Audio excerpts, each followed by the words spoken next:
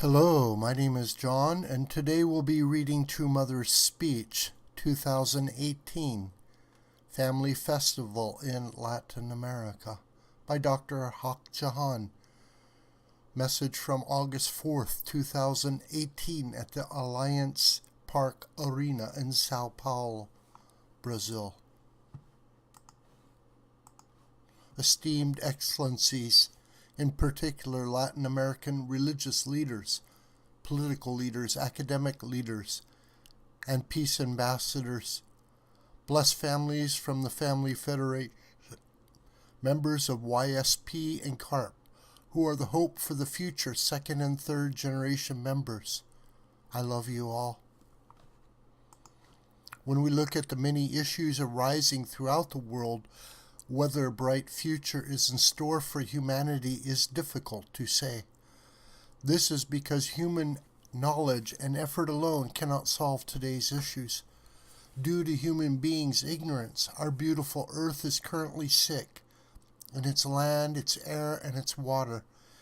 In these challenging times, how can we stand by and watch?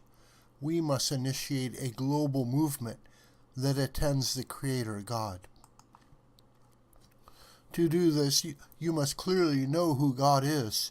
God created the whole universe in His image, His external form. He created the plants having stamen or pistil, the mineral kingdom having plus and minus, animals as male and female, and lastly, men and women to be the ancestors of humankind. In particular, God bestowed a growth period on human beings. They were to grow, unite, and absolutely attend God. When God had deemed them mature enough, He would have blessed them as the first ancestors of humanity. However, during their growth period, they allowed self-centeredness to lead them to the fall. That is today's fallen humanity's origin. However, God, the Creator, must have the same beginning and end. God is omniscient and omnipotent. He gave a portion of responsibility to humans, and as a result, He cannot recreate fallen human beings. Thus, God initiated the sorrowful and lonely providence of restoration through indemnity. Today, I would like to speak about the concluding point of heaven's providence in the history of human civilization. As the Bible tells us, God chose those in the nation of Israel to be the chosen people and sent Jesus Christ after 4,000 biblical years. Not 40 years or 400 years. It took 4,000 years. So what happened to Jesus? The intent was that Mary and Zechariah, who gave birth to Jesus, Judaic figures, and the Israelites would support Jesus and His mission. The chosen people of the time were nowhere to be found as Jesus went the way of the cross. Thieves to the left and right of Jesus accompanied Him. At that time, the thief on the left mocked Jesus, but the thief on the right rebuffed the one on the left, saying, "We are hanging on the cross because we have sinned. But this man is sinless." What did Jesus say then? To the one on the right, He said, "Today you will be with me in paradise." What is paradise? It is not the kingdom of heaven. That is why Jesus prophesied that He would come again. He said He would return to host the marriage supper of the Lamb. Jesus was born to become humankind's true parent. Following Jesus' crucifixion, many faithful believers, despite having to endure persecution, have been anticipating the day when Jesus would return. After the descent of the Holy Spirit upon the apostles through the Pentecost, Christianity began. 300 years after Christianity's founding, the Roman Empire officially recognized it, and Christianity expanded rapidly from the Italian peninsula throughout Europe to the British Isles.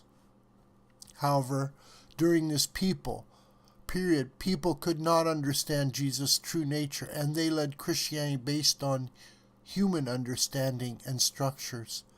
This became Catholicism. At that time, under the direction of King James of Great Britain, the Bible translation into English from Hebrew, and the biblical Textus Receptus from Greek took place, and the Protestant Reformation, seeking freedom of religion, began. In the 17th century, Puritans, also known as the Pilgrim Fathers, sought to worship God directly within their families and homes. The place where they sought religious freedom we know today as North America. Many Catholics immigrated to South America in pursuit of material freedom. I said before that South America and North America are like the body and mind, respectively. The mind pursued faith, and the body pursued material comfort. However, the mind and body must unite and become one. No value comes from separation from one another. So my husband and I made numerous efforts to create an environment through which Latin America can unite with North America. More than 20 years ago, True Parents initiated solutions for the food shortage crises and for preserving basic natural resources, such as clean water and air, which are essential to human existence and are disappearing due to human ignorance. We started providential projects to safeguard the Amazon basin and the Paraguay River basin. However, now people are feeling desperate. Their concerns about the environment are genuine. That is why today 33 Latin American nations have come together with the opportunity to work together and to stand at the forefront with 50 U.S. states to protect and preserve our God-created Mother Earth. The many nations all over the world will have no peace or future if each values their own nation over others and pursues selfishness and extreme individualism. For over 70 years, the UN has been striving to realize a unified world, but the world still remains as divided as ever. That is why barriers can no longer exist between religious, political, and ideological spheres. The only path for humanity to unite is the one of serving our parent in heaven, our heavenly parent, the Creator God. Jesus said he would return and host the marriage supper of the Lamb. What does this mean? In Christianity, the returning Messiah must have a bride, the only begotten daughter. The only begotten daughter must be born into a Christian cultural environment.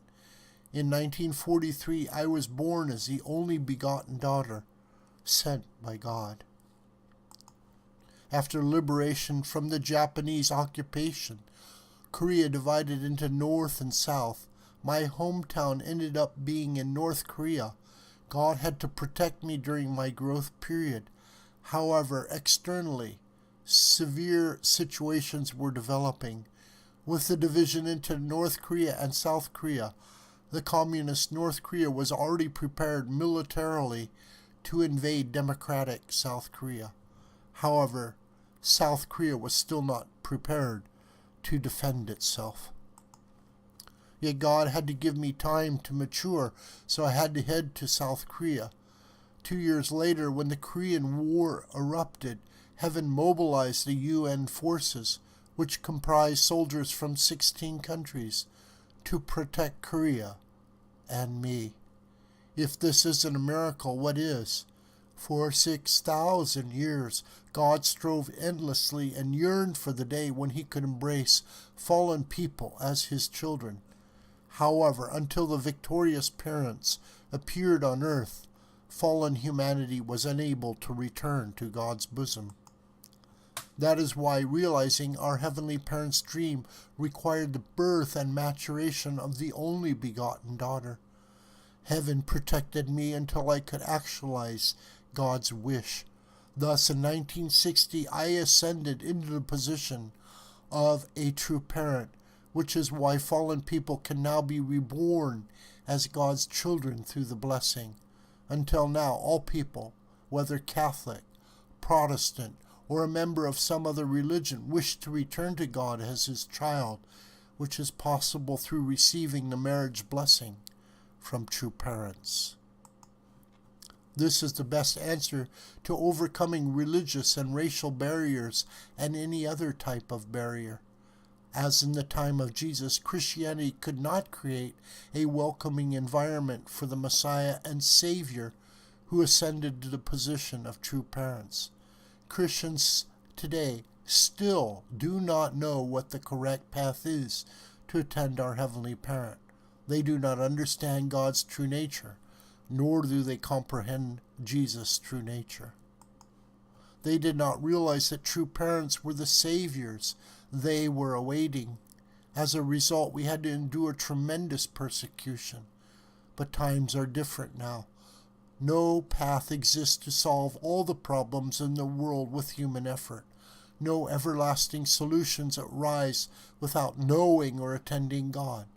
By receiving the marriage blessing, you will be able to move to the position of God's true child. 58 years have passed since that time of true parents' holy wedding. Our Heavenly Parent is still working hand in hand with true parents and is ushering in a new era of Chanilguk through Foundation Day.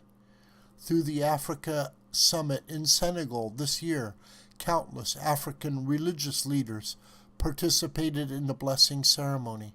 In November, I received a report that our South African members will hold a 100,000 person blessing rally. This is the dream that humanity has been yearning for. How can we actualize a dream of one human family? By aligning with and attending our Heavenly Parent and true parents. All the people, nations in the world can become siblings and realize a dream of one family under God. Our blessed second and third generation members are blazing this path. They give us hope for the future. These young people are actively marching forward in the world to become future heroes. At this time, we have proposed the International Peace Highway, which can tie the world together. This highway will connect Santiago, Chile, through North America to Alaska, and continue toward Eurasia and even Korea. We can complete this highway in a short time by working together. Will you join me in this project? Families should communicate well with one another. Families who are far away from one another cannot feel great mutual affection. The International Peace Highway is essential for humanity to unite as one family and to foster communication.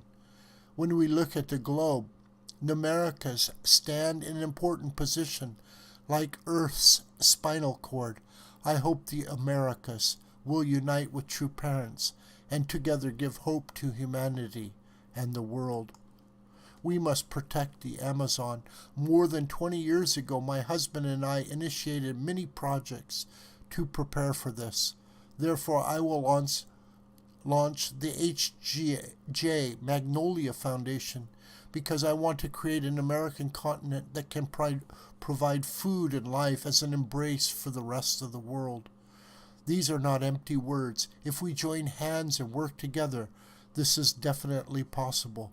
When that happens, this blessed continent will become a heavenly Latin America that can fulfill its responsibilities and attend God. Thank you. This video is a production of the School of the White Crane. My name is John Brooker, and you could communicate with me through commentary on this video. Please share this video with family and friends and on social media. May God richly bless you, my beloved.